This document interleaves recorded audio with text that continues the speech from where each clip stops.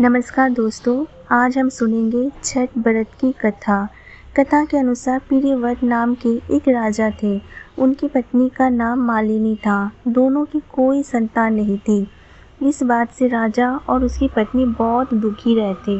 उन्होंने एक दिन संतान प्राप्ति की इच्छा से महर्षि कश्यप द्वारा पुत्रशिष्ट यज्ञ करवाया। इस यज्ञ के फलस्वरूप रानी गर्भवती हो गई। 9 महीने बाद संतान सुख को प्राप्त करने का समय आया तो रानी को मरा हुआ पुत्र प्राप्त हुआ। इस बात का पता चलने पर राजा को बहुत दुख हुआ।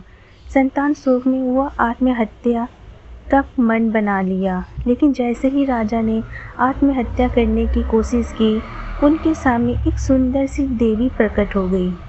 देवी ने राजा को कहा कि मैं षष्ठी देवी हूँ। मैं लोगों को पुत्र का सौभाग्य प्रदान करती हूँ। इसके अलावा जो सच्चे भाव से मेरी पूजा करते हैं, मैं उसके सभी प्रकार के मनोरथ को पूर्ण कर देती हूँ। यदि तुम मेरी पूजा करोगे तो मैं तुम्हें पुत्र रत्न प्रदान करूँगी। देवी की बातों से प्रभावित होकर राजा ने उनकी आज्ञा का पालन किया।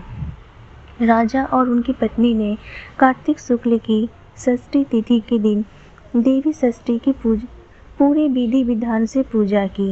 इस पूजा के फलस्वरूप उन्हें एक सुंदर पुत्र की प्राप्ति हुई।